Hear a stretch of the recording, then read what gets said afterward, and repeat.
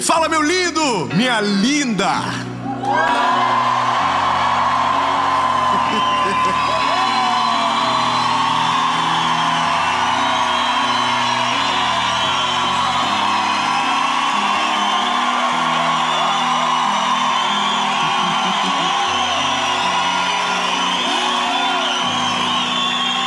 Ah, meu Deus.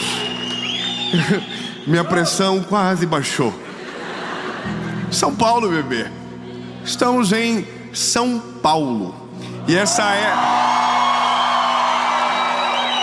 E não foi nada combinado aqui. Os irmãos são... É porque nós estamos muito felizes. Porque sabemos que cada palavra da série Oásis vai ser uma resposta de Deus para você. Então, abra o seu coração. O tema dessa mensagem, eu tenho certeza que vai impactar a sua vida. Eu só quero, antes de qualquer coisa, só para...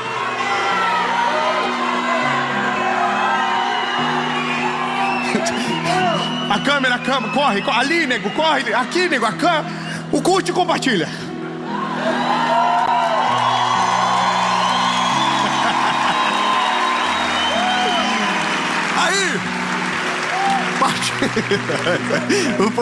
Curte e compartilha. Escreve no canal. Manda o vídeo, nem que seja uma indireta pra alguém.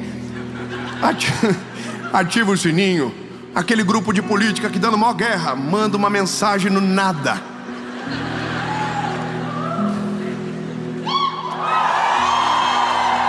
Lembre-se, políticos passam, a palavra é para sempre. Então, amém. Ai, vontade de falar. É que tem tanta gente perdendo amigo, família, relacionamentos por conta de algo passageiro. Ai, Jesus, um outro dia a gente briga nesse assunto. Enquanto isso, eu acredito que você já deve ter curtido, compartilhado, comentado. Top, e vamos para o vídeo.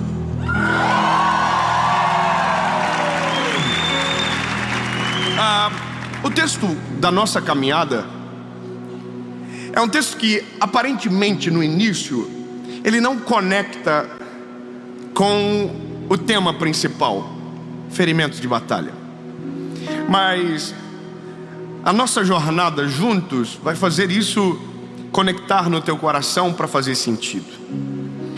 O texto é de Jeremias, capítulo de número 18. Um texto que provavelmente em algum momento da vida você já deva ter ouvido, estudado, falado sobre. E eu quero ler algo rápido, que é só o começo, dizendo: a palavra do Senhor veio a Jeremias dizendo: levanta-te e desce à casa do oleiro, e lá te farei ouvir as minhas palavras. Você já sabe o que vai acontecer. O Jeremias vai descer à casa do oleiro, vai chegar na casa do oleiro, e quando ele chegar, o oleiro estará na frente das rodas, formando com as suas mãos, a partir do barro, um vaso. É isso. Guarda o vaso, que ainda está molhado, de barro informe, e começa a entender o nosso ponto de partida. Da onde nós vamos partir? Eu estou vendo um filme esses dias. Eu gosto de ver filme, mas eu tenho um problema que eu não sei se você tem. Eu me envolvo emocionalmente. Mas eu não me envolvo num nível normal, eu me envolvo num nível preocupante. Eu oro pelos personagens.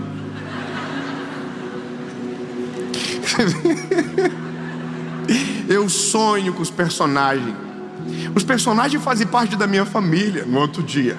E quando morre alguém, eu sinto a dor do luto.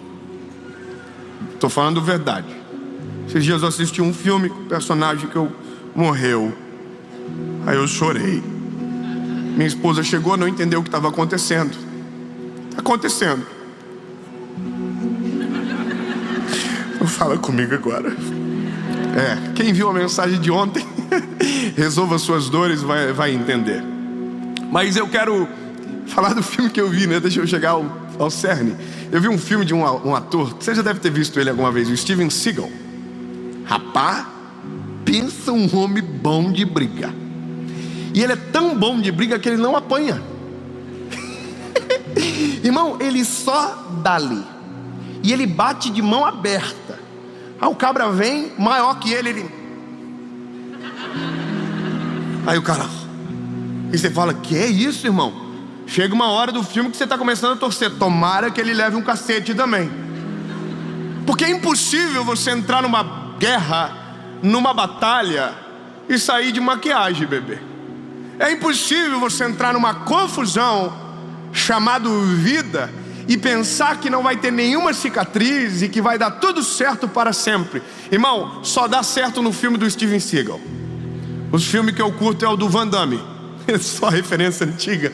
Os irmãos da década de 90 já sabem o que eu estou falando. Ou não, me preocupei um pouco agora. Esse irmão apanha o filme inteiro. Dá dó do miserável. Apanha, apanha, apanha. E quando pensa, morreu, ele faz assim, ó. Levanta, olha nos olhos do adversário, dá-lhe um soco.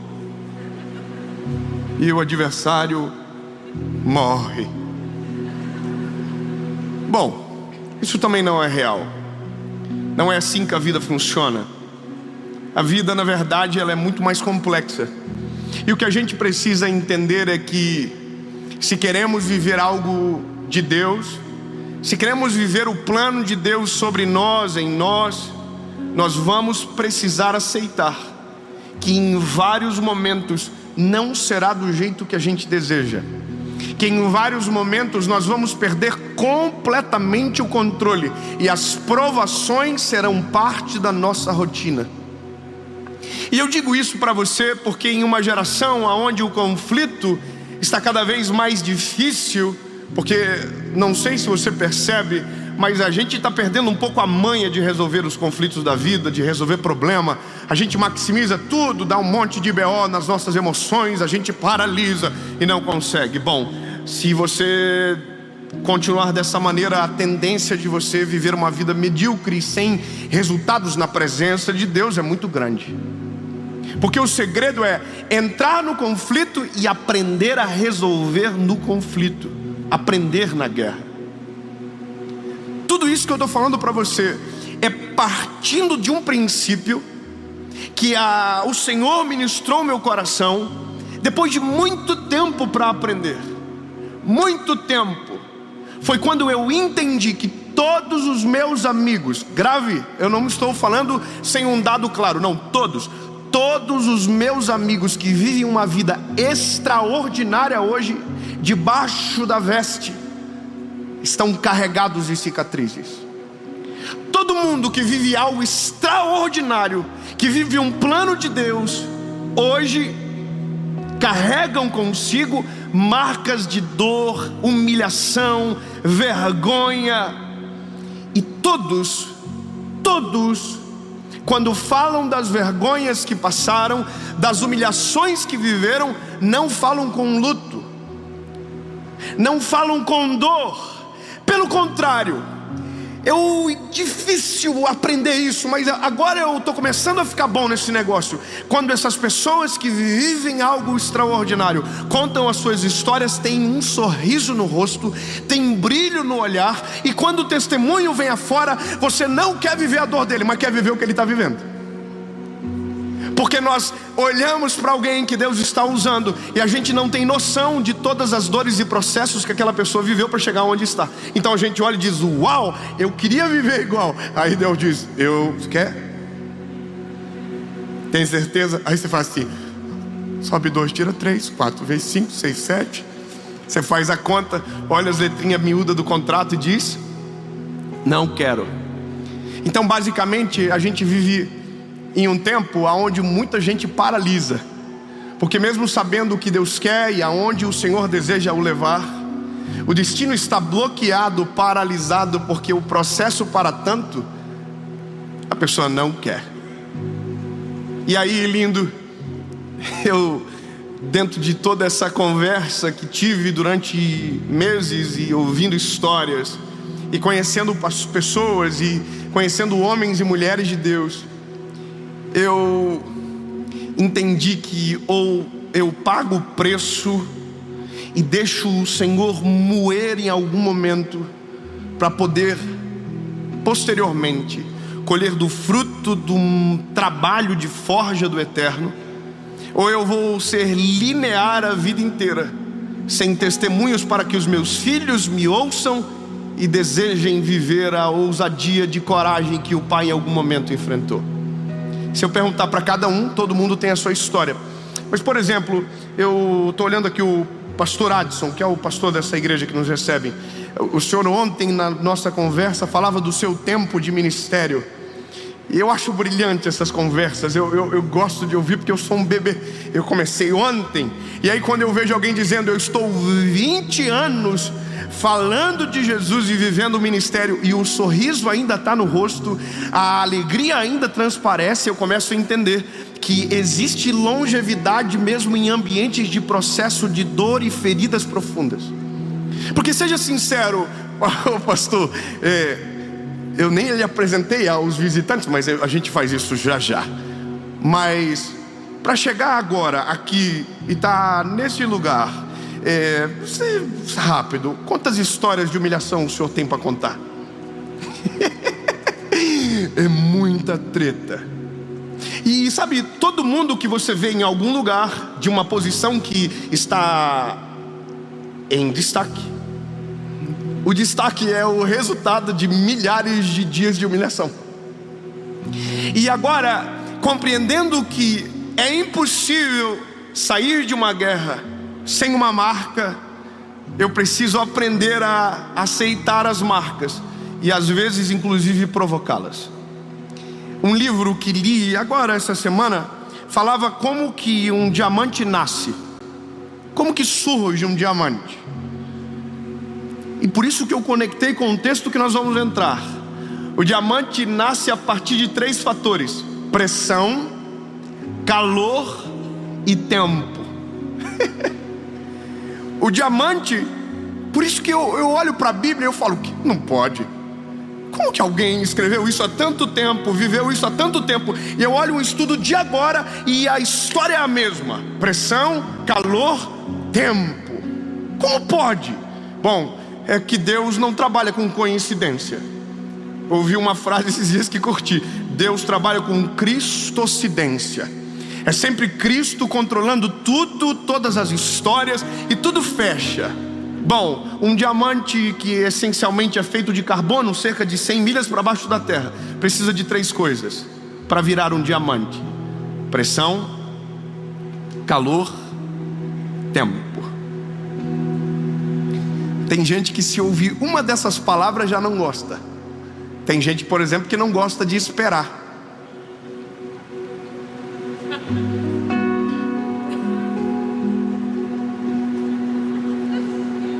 Tem gente que brigou com a esposa hoje, que a esposa demorou demais para se arrumar, e já ficou boladão, já reclamou.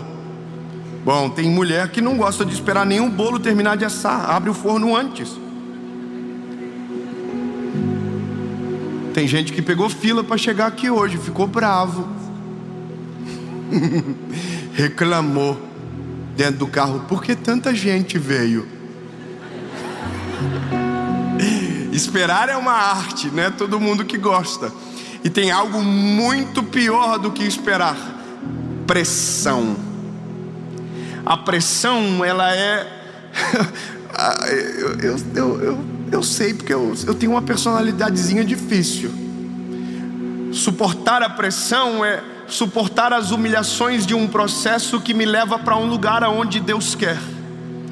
E eu sei que nós também temos muita dificuldade com pressão.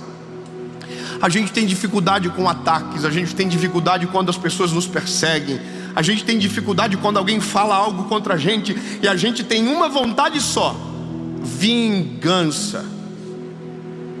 A gente muitas das vezes não quer viver o que Deus deseja para nós porque a gente quer obedecer à vontade dele. Não, é porque a gente quer esfregar na cara de alguém que nos humilhou no processo, que a gente estava certo e o que Deus tinha para nós era de verdade.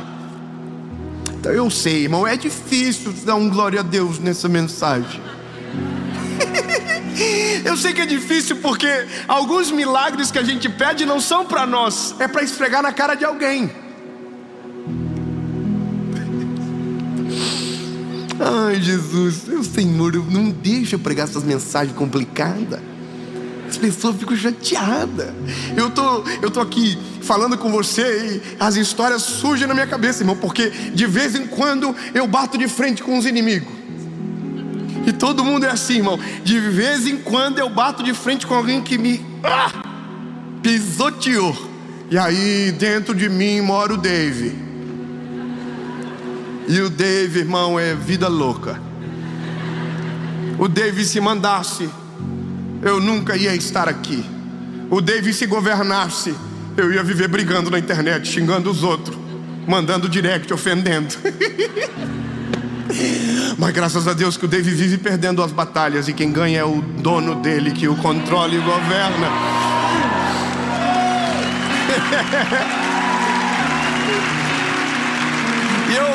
E eu estou falando porque o resultado do que sou é fruto da humilhação que passei. Eu já vou chegar. Porque eu confesso, dá algumas vontades. A gente é ser humano. Por exemplo, eu estou essa semana, dei de cara com um irmão. Você consegue fingir que não conhece os outros? Você veio e fez: nossa, não conheço essa pessoa. Não me parece estranho. Irmão, fizeram isso comigo. Só que eu que queria ter feito com ele. Entendeu, irmão? Só que o meu lado às vezes muito bobo, a gente quer ficar sorrindo. E como ele fez que não me reconheceu, aí, irmão, o Dave dominou. O Dave falou: devolve o controle do PlayStation aqui. Aí, irmão, na hora eu gritei: ei! E ele se fingindo de louco, indo embora. E eu... Quando ele olha, eu falei: que isso, cara? Não lembra de mim? Claro que ele lembra. Porque eu lembro dele. E aí ele falou assim: ó, você aí? Ó. Aí eu falei: vem cá, rapaz, me dá um abraço. E aí o David dentro de mim diz: conta umas histórias boas. Esfrega na cara. Aí, irmão, por isso que é importante o processo antes da honra. Porque se a honra vem antes do processo, a honra se vira contra você e te transforma em alguém miserável. E eu não falei nada para ele. Eu só dei um abraço e falei: ai, bom te ver, meu irmão. Dentro de mim eu queria contar umas histórias. Eu não fui nem falso, eu só não deixei passar. Isso é sinônimo de que todos nós precisamos de tratamento. Que não importa quem seja, as marcas que Deus nos permite são exatamente para que nesses momentos quem perca a guerra é o nosso eu, e que o nome dele seja glorificado. Por isso que quando olhamos para alguém que passou por muitas batalhas, essa pessoa é digno de ser respeitado, porque para chegar aonde chegou, suportou o que muitos de nós não conseguiriam suportar. Quando eu entendo o que Deus vai falar com Jeremias, eu começo a desejar uma coisa: Senhor, não me solta enquanto o processo não acabar. Não me tira das rodas enquanto eu não ter a forma que o Senhor deseja. Só que isso vai me custar pressão. Pressão. Eu sei que é difícil, mas se nós aprendemos a orar da maneira completa ou de maneira correta, a gente vai dizer: Jesus, manda umas humilhaçãozinhas. Você já pensou que lindo, você que bonitinho, acordando de manhã dizendo: Jesus, hoje eu quero ser humilhado pela Jéssica, Senhor. Jesus, hoje o meu chefe, Senhor, pode liberar. Deixa, Senhor, deixa, porque eu estou precisando. Você nunca vai fazer essa oração, meu lindo, porque a gente não gosta de ser oprimido. Mas se eu te dizer que a opressão de agora é o que garante o teu coração amanhã, se eu te falar que algumas marcas e cicatrizes, quanto mais profundas, mais seguros nos tornam para viver exatamente o plano de Deus lá na frente de você crer. Quer ver uma coisa? Eu vivi muito tempo pregando. Eu pregava só em igreja pequenininha e só para pouca gente, e só no primeiro dia, porque tinha os famosos vinham depois. Os que pregavam bem vinham sempre depois. Então eu entrava para dar uma palavrinha, tipo assim: sexta-feira alguém não consegue trazer ninguém? Chama o Dave. E eu ia, irmão, porque eu tava lá, top, vamos. Irmão, vivi muita treta. Eu sempre falo que conversa de itinerante, de pregador, né, de qualquer ministério, qualquer pessoa, se você conversa com um par seu, todo mundo tem uma história triste do que viveu para chegar onde chegou. Então eu tenho as minhas histórias, você tem as suas, mas as minhas também são sinistras. Então eu me lembro de algumas coisas. Por exemplo, eu chegava na sexta-feira para pregar na igreja, tinha bem menos gente do que no sábado e domingo, porque era eu que ia pregar. E às vezes quem estava dirigindo aquele culto falava assim: irmãos, fiquem tranquilos, o melhor vinho é o do final. E eu estava aqui, ó, o suquinho de uva integral, porque se o melhor vinho era do final, basicamente ali era o coitadinho. E eu ouvia coisas, por exemplo: olha, vou trazer semana que vem um pregador bom de verdade. Falei: que é isso, hein? Nesse dia eu entrei no meu carro e eu fui chorando para casa, dizendo: nunca mais eu vou pregar o evangelho. Se for para ser humilhado desse jeito, eu não quero nunca mais. E sabe, eu consigo me lembrar de tantas histórias, de passar humilhação na casa das pessoas, de dormir em um lugar onde não era para dormir, mas como o objetivo parece-me que era humilhar. E sabe, todas as vezes que isso acontecia, eu dizia: Jesus, por que, Senhor? Por que comigo? Por que tanto BO? Por que tanta humilhação? Sabe, as pessoas não têm muita noção disso, porque vê agora. Então fala: nossa, que isso, que maneiro. Bebê, senta comigo, vamos revisitar as histórias. Vamos falar da kitnet. Vamos falar do carro que queimou o para-brisa e a minha esposa gata do jeito que é, com aquela cara de rica, com o guarda-chuva para fora do carro aqui, ó, tirando a água do guarda-chuva, e eu com medo dela brigar comigo. Ela falou assim: só vai, lindo, vai dar tudo certo. E a gente chegar para ministrar num lugar, e quando entrar dentro do carro para voltar, tem um pacotinho de uma oferta com R$14 em moeda, e o combustível para chegar lá foi 20. Então faltava 6, né? E aí tinha um para-brisa que quebrou, mas era Uno, então era uns R$18. E tudo isso foi marcas necessárias. Quando Deus desce o Jeremias lá, ele começa a prestar atenção, e a Bíblia diz que as mãos do oleiro estão sobre o vaso, e de repente o vaso desmonta, desmancha na mão do oleiro. E eu sei que muitos de nós aprendemos errado sobre isso. Nós aprendemos que o oleiro quebrou o vaso, mas aí a Bíblia diz que o vaso quebrou-se na mão do oleiro, porque o problema nunca é o oleiro, é a matéria-prima que o oleiro escolheu para trabalhar.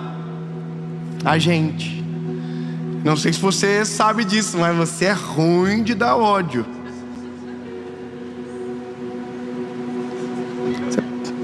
Você pode compartilhar isso com o irmão que está do teu lado? Você pode dizer assim para ele: você é muito ruim. Aproveita, desabafa, abre o coração.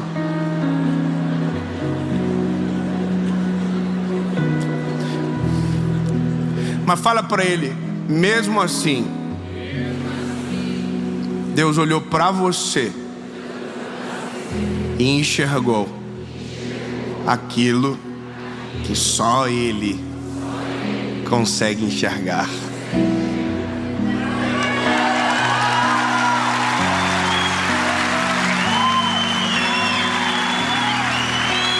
Porque se a gente querer entrar na seara de reclamar do processo, o oleiro vai ter direito de reclamar da matéria-prima.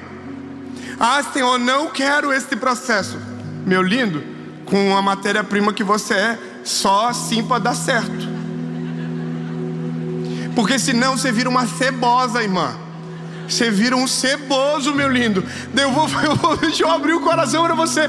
Tem gente que Deus não pode dar um pila a mais, que ele fica soberbo, trata mal os outros, fica ignorante. Se ele comprar uma moto, ele já fica: nossa, estou em outro patamar da sociedade. Tudo que vem antes de um processo que garanta a estabilidade para aquilo, vem para destruir, não para abençoar. Então, pressão a gente precisa. Pressão. Aí depois, quando acabou a pressão, aí vem o calor. E entenda que o vaso pronto não é o barro original. Entende o que eu acabei de dizer? O vaso pronto não é o barro original. Não é mais a mesma textura, não tem mais o mesmo cheiro, não tem mais a mesma forma. Era um barro, agora é um vaso. Mas não se tornou um vaso no passe de mágica, se tornou um vaso por conta de todo o processo que viveu para chegar. Pressão e o fogo. O fogo é o negócio que envolve o terceiro tempo.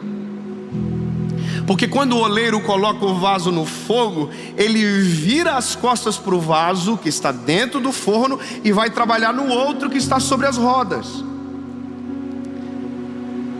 Seja sincero, você já se sentiu esquecido no forno? De olhar para todo o cenário que você já viveu e dizer: Jesus, o que está acontecendo? O Senhor só pode que o Senhor me esqueceu aqui dentro. Só pode, o Senhor está pegando fogo, o pau está torando e parece que o Senhor não ouve a minha oração, o Senhor não olha para mim, o Senhor faz com todo mundo e não faz comigo, o Senhor levanta todo mundo e não me levanta, todo mundo melhora de vida e eu estou na mesma funda aqui. E aí o fogo está assim, ó. E muitos de nós nesse momento abrimos o forno de dentro para fora e corremos um sério risco de se tornar um vaso frágil, que não esperou o tempo e não aceitou o processo, e no primeiro embate da vida vai quebrar. Escute bem, lindo. Você nunca vai ver um homem ou uma mulher de muito sucesso que não tenha respeitado os processos de Deus na sua história.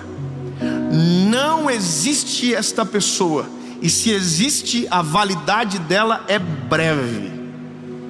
Porque quem respeita tempo, quem respeita o calor, a pressão, se torna exatamente quem Deus quer e permanece em quem o fez. Quem se torna pela força do próprio braço aquilo que deseja, faz para si. E quem faz para si tem prazo de validade curto.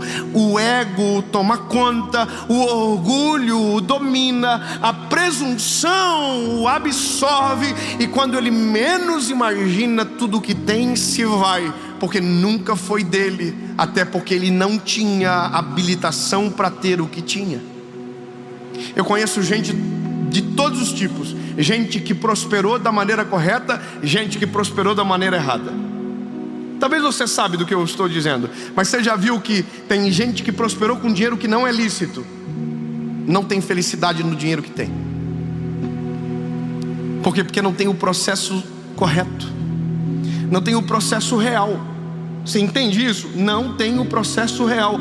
Se o processo não acontece, boicota tudo, o resultado, exatamente tudo. Eu preciso terminar. A Bíblia diz que o oleiro está terminando o vaso, coloca o vaso no forno, e agora a gente segue daqui. O vaso, quando fica pronto, quando o vaso fica pronto, a gente pode dizer que agora ele está preparado. E a pergunta é: preparado para quê? Ok, eu passei por um processo nas mãos de Deus, eu fui humilhado pela vida, passei processos, pressão, fogo, tempo, tudo. A pergunta é, para quê?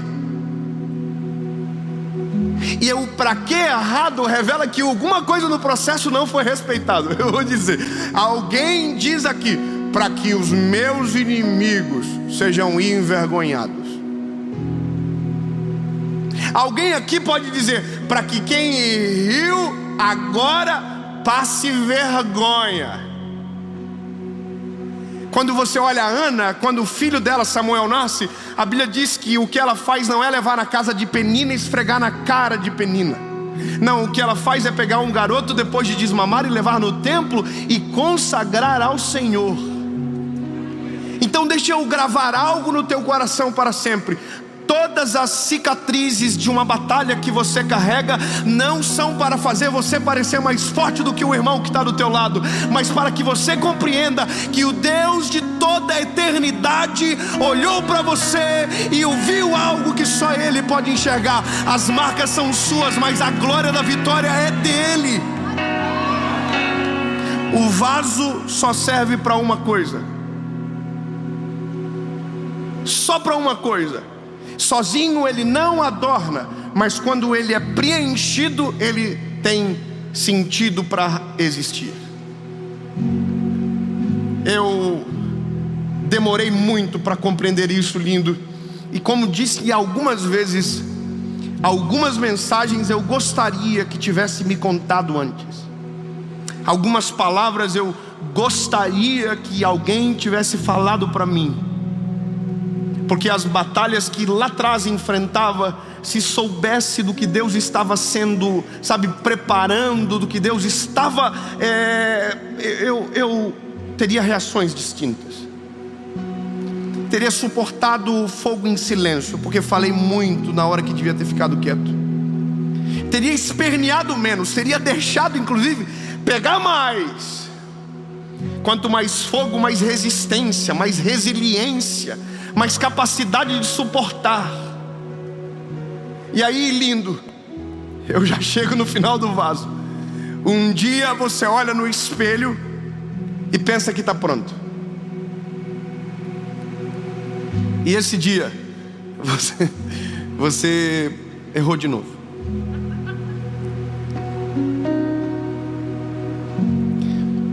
Porque o vaso fica pronto, mas o oleiro nunca para de trabalhar no vaso. Eu vou falar de novo isso, lindo. O vaso fica pronto, mas o oleiro nunca para de trabalhar no vaso. O vaso está trabalhando, dando certo, quando de repente o oleiro coloca a mão no vaso e diz: dá uma seguradinha, preciso retocar algo que eu consigo ver, e que se não mexer agora vai te prejudicar lá na frente. E aí quando você pensava que estava tudo certo, que agora era só vento em popa, você está nas rodas de novo, nas mãos do oleiro. E o oleiro está tampando buraco em você, está fechando fendas de rachadura. E você diz: não, mas já tenho marcas o suficiente. Aí Deus diz: não, mas é que você não sabe que o que vem depois precisa de resistência ainda maior. Então, menino, eu quero só que você compreenda um negócio. Todas as vezes que alguém falar sobre marcas e cicatrizes, diga: eu quero. 10 irmãos, tá bom, 10 irmãos querem, os outros dizem: não, férias. Disney. Então, lindo, se prepare, porque vai dar tudo certo com você. Só não vai acontecer nada maneiro, só vai ficar na marolinha. Agora, quando você entende que a cicatriz é necessária, você não precisa nem ser convocado para a guerra. Você entra na guerra, você entra na batalha, porque você sabe que quanto mais marcas, mais capacidade você vai ter para suportar o que Deus deseja colocar em você. O vaso fica pronto e o resultado do vaso é ser preenchido. E aí o apóstolo Paulo termina dizendo: tendo porém tesouros em vasos de barro, para que a glória não seja do vaso. Entende? mas daquele que o encheu. As minhas cicatrizes talvez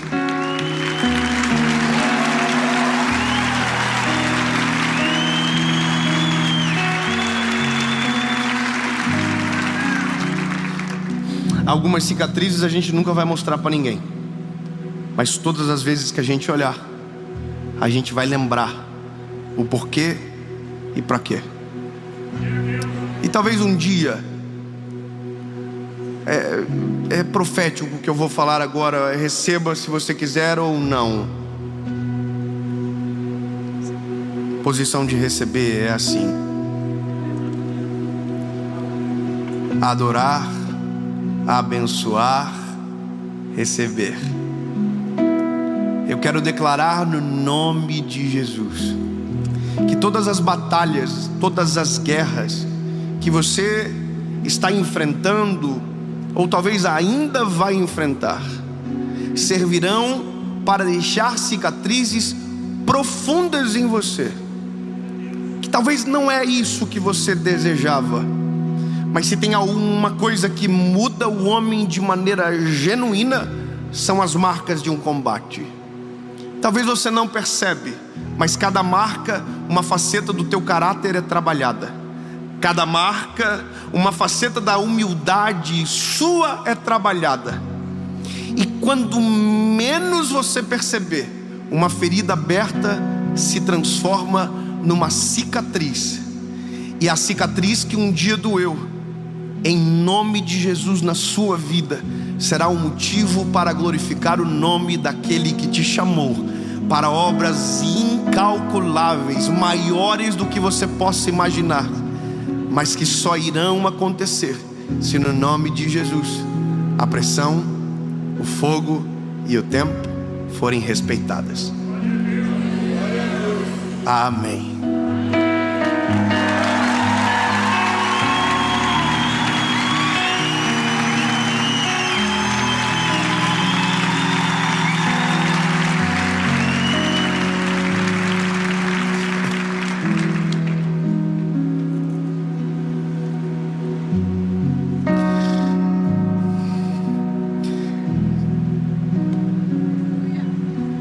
Jesus, obrigado, Senhor, porque o Senhor olha para nós e enxerga aquilo que somente você pode, e que não nos dispensa pela má qualidade da matéria-prima que somos.